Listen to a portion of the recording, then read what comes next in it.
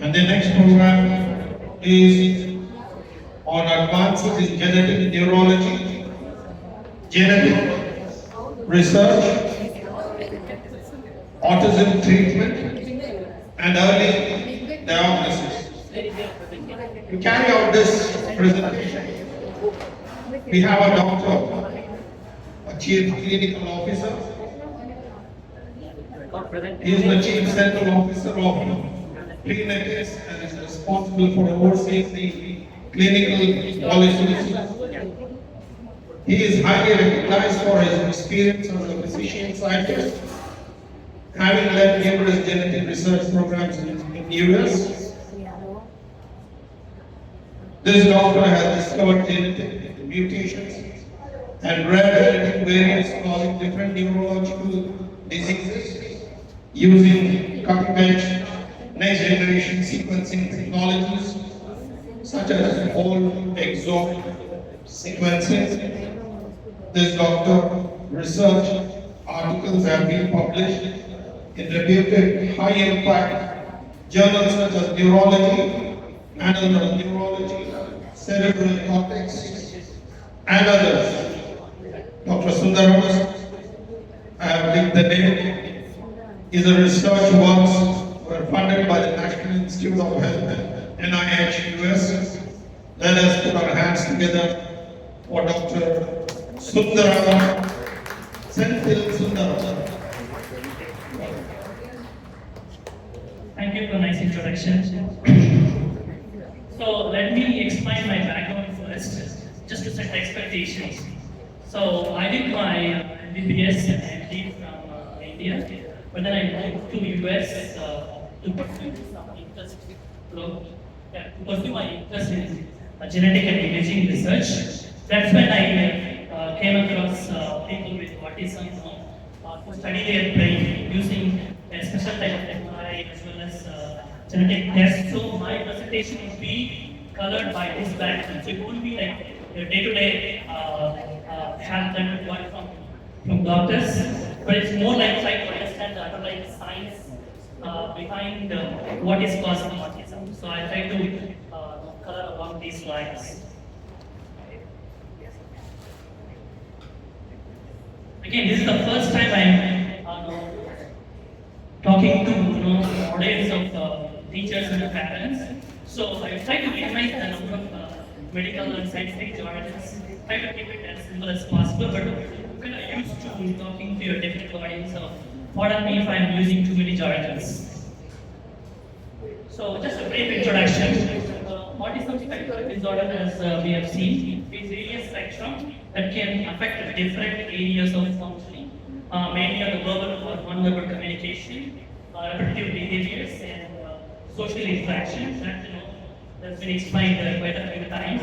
And as everyone mentioned before, it's a spectrum disorder. That means there is wide variation in what people express in terms of individual symptoms and behaviors. So the level of support that is needed is also variable depending on what they are expressing. So in terms of some recognizing specific symptoms, typically they have a struggle with communication. Often the first time we come across is that the child has a delay in speaking, right, around 1.5 to 2 years time. So they also have difficulty in expressing emotion. They do not see eye to eye or things of that sort. They have difficulty social interaction as well as the repetitive behaviors like trying to line up the toys and stuff. Of course, it can be variable. Some people will start with difficulty in speaking. Some will have more social interaction. So it can be quite variable. But then the key point is that unless their IQ is quite badly affected, they are actually they process the information in a very different way compared to the typically developing children. So they are very neurodivergent. But then they can, if you can expose them to the right set of information processing, they can still learn quite a bit. I'll explain in subsequent slides what has been done in recent technological advances. Again, typically as Dr. mentioned, people can diagnose autism at very different ages. But if you want to really focus on young children, where you have the best chance of improvement, then you have to focus on certain subtle signs that you may not find in older kids. For example, if you call them by name, they may ignore it. So that's in a very young age, they may have this kind of a problem. Similarly, they prefer solo activities rather than play. So that's kind of in terms of social activity. In terms of repetitive play, again they try to line up the toys. There are different, have some unusual obsessions about certain interests. So that those of them can pick up very early on. And then finally, in terms of the speech, it is the classical one where delay in speech can be the first sign that child will be autistic. Even though there can be a lot of different causes for that. Some people are just late bloomers, right? So they may not have autism, they just start working late. So these distinctions, again, you need the pediatrician, neurologist to differentiate, but that may be the initial signs that somebody has to pay attention.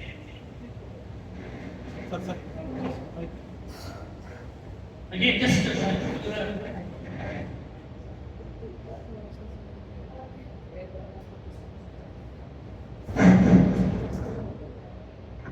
can you hear me better now? Okay. I just put together some common myths surrounding autism. Again, this is actually more prevalent in US. I don't know how much it's prevalent in India, but the mindset. A lot of people assume that the vaccines can autism, but there is no scientific evidence. The parents can sometimes be quite charged. They refuse to accept that there is no scientific evidence, but that's very common emotionally charged environment that can exist. So in fact, it's dangerous because they can, refuse to give some life-saving important vaccines. So this just wanted to explain the same thing in terms of they may have guilt. Okay, have I done something bad? Again, it's nothing to do with the bad parenting. It's more to do with how their brain is developing. Heavily, as Dr. Rajendra mentioned, it's heavily genetic. Almost 80-90% is genetic and neurodevelopmental. So it's nothing that the parenting could have changed. And the third thing is that autism is the same for everyone. Again, many times it has been mentioned that it's really a spectrum.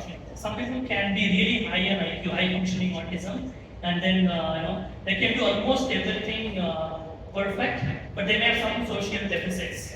So they will do very well in life, even if they have autism. And others may have profound dysfunction who may need excessive support. So yeah, these are the myths that I want to first clear. So now coming to the more sciencey stuff, trying to explain the genetics behind autism. This is where I put a lot of my effort when I was in US doing this. Before I came to private sector, I was doing this research for close to more than a decade, where I was trying to study children with autism, mental retardation, other Tourette syndrome, several other neurodevelopmental disorders using a special type of MRI called diffusion tensor imaging, which can look at the brain pathways. Because children with autism often have language difficulties.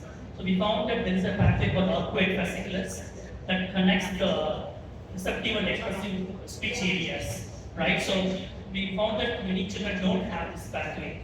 It was quite profound for me when I tried to look at it. And then we went on to look at the underlying genetic mutation that can cause this particular deficit in the brain. So now I'm not giving all my work, rather the overall view of where the genetics is in the field. Typically, autism can be caused by, in fact, more than 1,000 genes. Mutations in those genes. A lot of them act in the brain, but these genes are these mutations are very rare. For example, I put together in the x-axis here the frequency in the population, how rare it is. So 1 into 10 power minus 4 means 1 in 10,000 people only have that kind of mutation. But when the mutation is so rare, typically the chance of autism, which is what I'm calling the relative here, is very high, right? So it's kind of an inverse relationship, right? And then these people tend to have much more severe type of autism, right? There are several genes that can cause this, and then at the other end, you can see that There are also very common genetic variants that there in everybody, lot of people, almost 50% of the population. But it's not only mild defect. So many of these variants, when they combine together, they can also cause autism. Because these variants will be even in normal people, but enough critical mass has to come together to cause autism. These people are typically the ones who are mildly affected. So they may be intelligence will be very good, and then but they may have social deficits or they may have a little bit of language problems.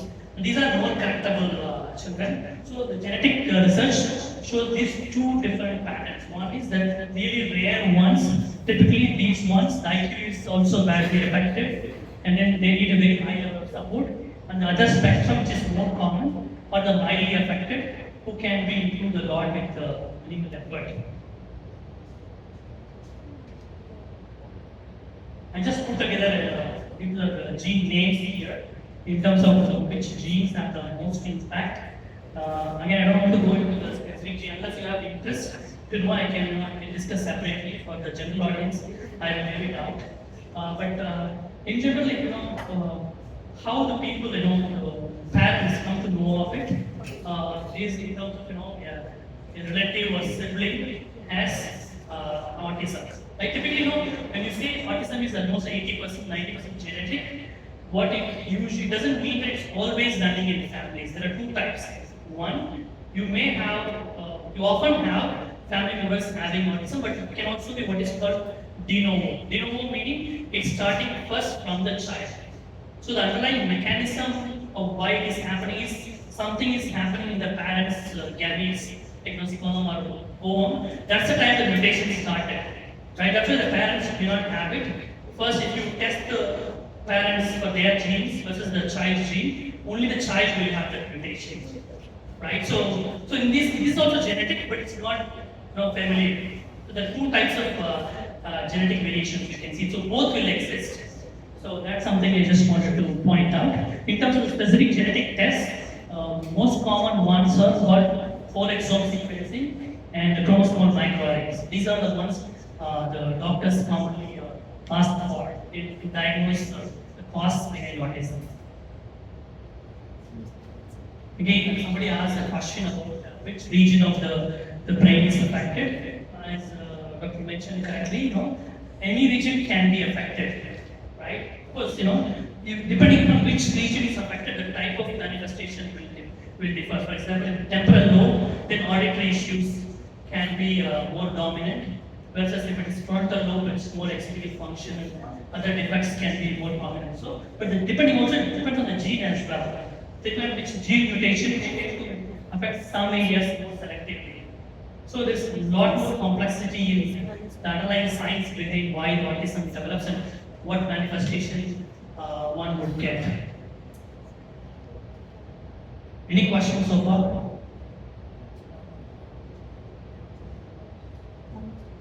So because I don't want to go too much sciencey stuff, so I try to see whether I can kind of give something that parents and teachers can relate more easily. So in terms of genetics, how the parents typically tend to relate. So for example, somebody may have experienced that someone in their family has autism or somewhat milder symptoms of autism. So that could be a first clue that it's running genetically in my family. Right? Second thing, the doctor may have given the awareness after seeing the symptoms and assessing, then they want to order the genetic test. That may be the first time they can get they can be aware that it could be genetic. Otherwise, they may be thinking about it's bad parenting or just child will grow up with this. So it's a lifelong condition, right? So the doctor may first introduce the awareness to the parents.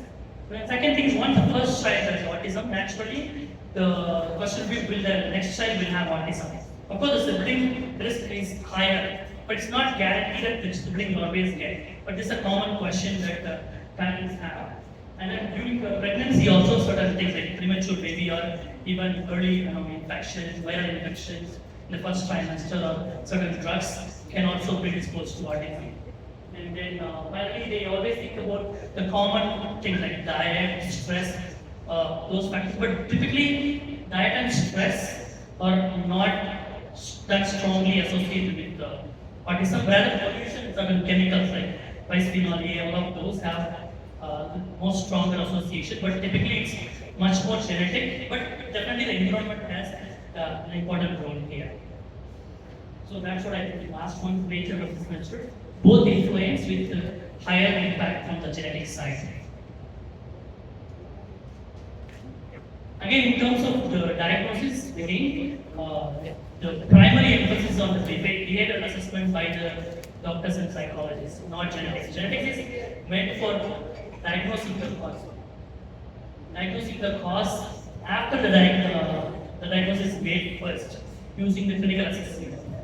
Right, so just want to put together this. For example, the first clue for a doctor would be that there's a family history. That they may think that, okay, yeah, this is something that I need to take it to the next level to actually do the test. Because most of the time, people don't do the genetic test, particularly if it is mild, the chance of finding a genetic cause is also low. And if it is severe, like low IQ or not, then the chance of finding a mutation. It's also quite expensive to do these tests, so there's always the judgment involved when to do the genetic test.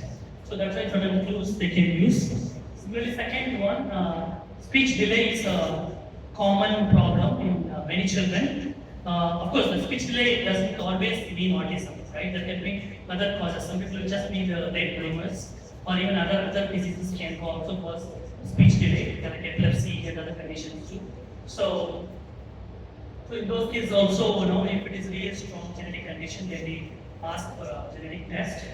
And again, as I mentioned before, the chromosomal microarray or whole exome sequencing are the common tests. These are quite expensive tests, so they are selectively done. And even after the test, many times the test will become negative. If it comes positive, it's great, and at least you have an explanation, right? What exactly caused it. But many times it could be negative. So that's also common. So that's why the primary emphasis is still going to be on the clinical assessment. And then selectively people can use for genetic tests depending upon the specific clinical situation.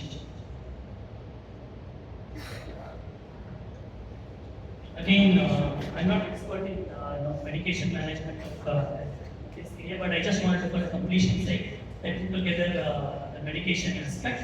Typically, the medication is not a cure for autism. Because autism is a lifelong condition. But of course, for selected situations, like somebody has aggressive symptoms, then risperidone can help. Or somebody is quite upset or frustration or emotional outbursts, then alprazolam can help. But other than these two, medications can also help in terms of controlling the hyperactivity or sleep difficulties or anxiety. All of those situations also, medications can help. But it's really the primary is on improving the functionality of the person rather than the medications. Medications are helpful to control the symptoms where appropriate. Again, there are two areas that are really gaining prominent attention in autism. One is the therapy, like speech therapy, occupational therapy, where we have dedicated psychologists who are doing it. And more recently, the tech aspect. Again, we have the Manyata tech part, so I thought I'll put together this to see, whether the Sansa can, get some help from the tech community to develop new tech capabilities that can help autistic children, right? So, again, interesting thing is many times these children, they may not be able to speak, they can point to things, right? They are very much visual learners. So tech can greatly help. In fact, there are very good devices and apps that are already there, which these children love. Because it's subset of children. Again, you have to personalize who is going to respond to what. That's where the assessment is critical. Whether somebody is a visual learner or auditory learner or hands-on learner. So there are different ways tech can help. In addition to the more traditional speech and occupational therapy aspects. So finally, I just tried to put together what are the potential future directions that this field. They are kind of very research oriented. So I tried to look into what are the new possibilities that potentially can be developed. Even these are already there in the US, but probably it's possible that we can develop internally as well with a team to be able to help them for, say for example, applied behavioral analysis for in order to better, even for the day-to-day activities, right, to improve that, this can help. Then okay, artificial intelligence is the new kid in the block that has great potential to improve the functioning of these children. So again, I put together some example apps that use artificial intelligence to be able to help these children. Well, finally, the key thing is understanding the kids much better in terms of what type of learner they are. Some are really visual learners because remember their way they are processing the information, their brain is very different from others. But they have some unique focal skills. Some kids are really visual. Their auditory skills may be very poor, but their visual skills may be great. Then you make use of their strength. That's what these different AI approaches are attempting. Again, these are too early days, but I think this seems quite promising and something that we can potentially adapt in future. So for a visual learner, for example, they can use visual cues to really enhance their knowledge and functioning and then enrich their life. Same thing, somebody who responds better to sounds and rhythms rather than visual aspects. Again, in speech-based prompts that these AI tools do can be a great resource. And then some are really, hands-on people. For them, again, there's virtual reality tools which create immersive environment. They can be really attached to some of these kids and learn faster. That may be the best way for them to learn. So trying to personalize based on the type of learner they are, using the strategy that matches for them could be a great way forward. So finally, one last slide. What other emerging treatments are coming? Again, what common questions parents have about this? For example, as we know, there are more than 1,000 genes that can cause autism. Some genes are well known, like SHANK3 or CHP, all of those, where people are already doing research to see whether they can do a gene therapy. Because gene therapy is one thing that can be potentially curative. Right? Because you have a mutation in a gene that is low, that's a low function, that's what is causing the problem. So if you can replace with the gene therapy, then you can potentially even cure the disease rather than only improving their function, right? So again, this has been successful in certain other neurodevelopmental disorders like Gaucher's disease and other places. But I think more research can show that gene therapy can be used at least for those people who have this. That can be a great future development. And then in terms of will my child ever talk, right? So some studies, clinical trials show that leucovorin can help these children in terms of being able to better talk.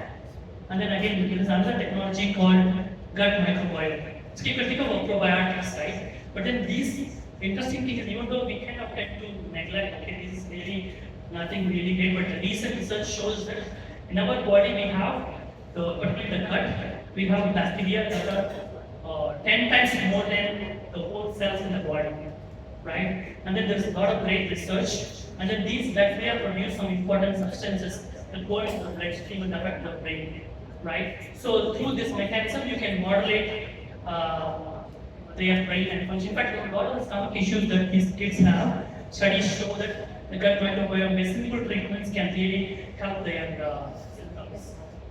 So finally, obviously everybody wants to know, is there a future for cure? Of course, gene therapy or gut microbiome can greatly help. But the problem is that these are really still early days of research. That means it can take really years to get any approval.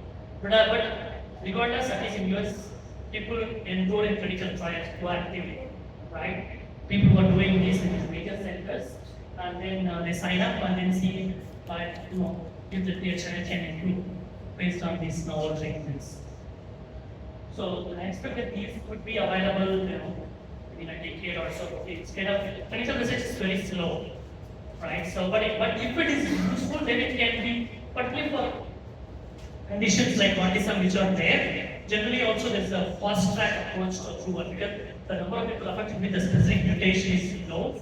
Then they have a called orphan drug discovery program that can be accelerated fast. So if the results are good, maybe they may come much sooner, maybe in 5 years or so. Thank you.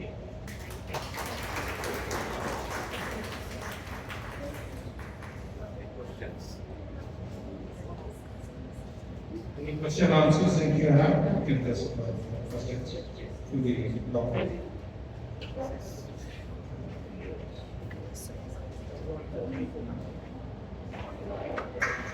What's your perspective about Ayurvedic and Autism? My very point of view. So Good help, but actually the main challenge in Ayurvedic is that we don't have objective clinical trials that much. It's hard to take a